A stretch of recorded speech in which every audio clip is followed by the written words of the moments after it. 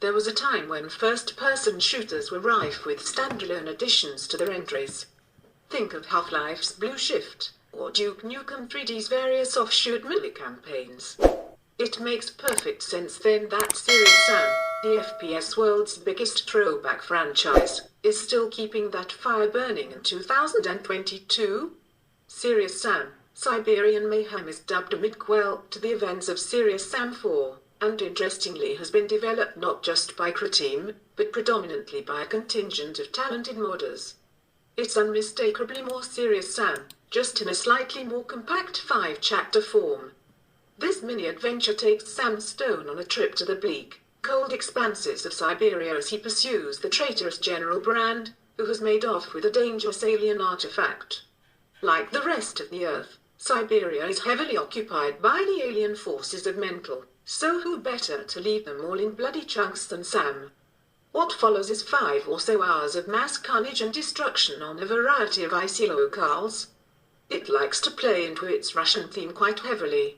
Serious Sam's never been one for subtlety, so it should come as no surprise the game is filled with uninspired stereotypical characters and jokes, but does have the occasional flower bloom from the concept, like when Sam straps into a chainsaw-wielding mech as a super serious orchestral rendition of the Tetris theme plays to the rhythm of Sam's chainsaw slicing through Mental like an electric carving.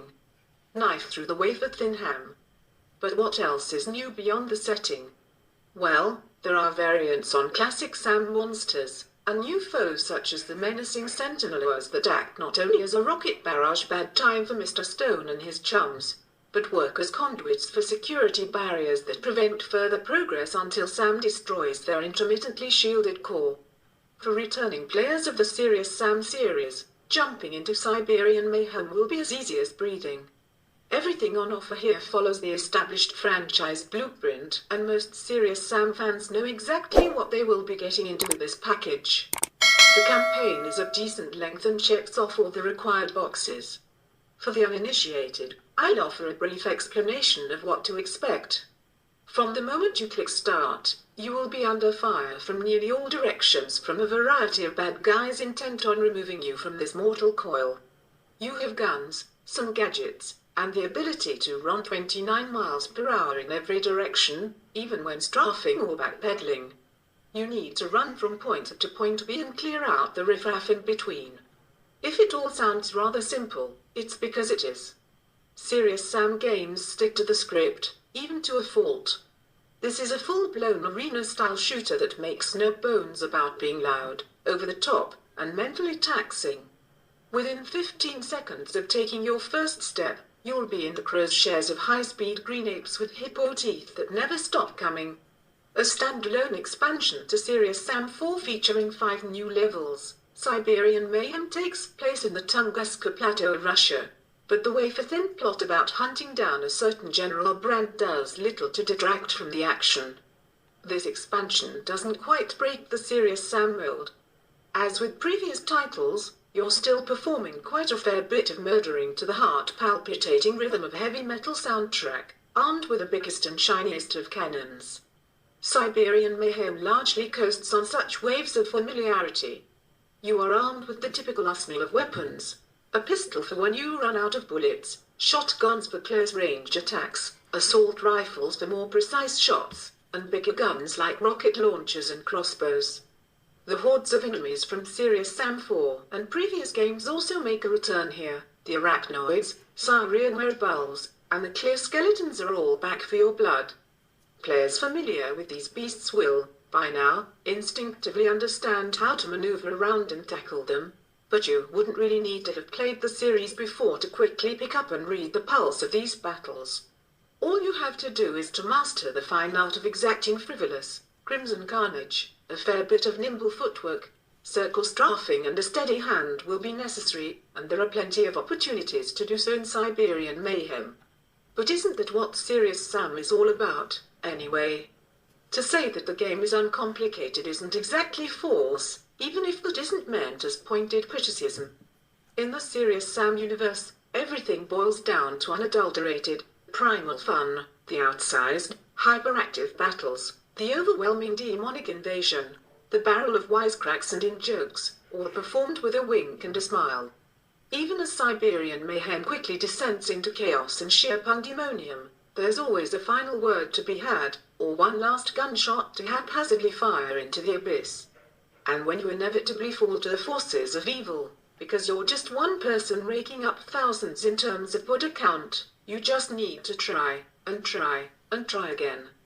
There's little that's particularly groundbreaking in Serious Sam's brand of predictability, but there's also comfort to be found. As Sam said, the fights are their own rewards, after all. Any and all of these tools are often destined to improve your gunplay experience, and you're going to make good use of them. Frankly, this is also because the melee options on offer in-game are a little atrocious. Sam can perform a takedown on enemies that come close quarters, but these are met with animations that are incomplete and not all that varied. It was quite unsightly to see and experience to see an enemy crumple under Sam's hands in a weird fashion. I'm not expecting Doom Eternal level depth in executions, but at least something a little cleaner. Skills help mitigate some of this damage. Progress far enough in the skill tree and you can learn feats such as being able to dispatch larger enemies with a melee strike. Any and all of these tools are often destined to improve your gunplay experience, and you're going to make good use of them. Frankly, this is also because the melee options on offer in-game are a little atrocious.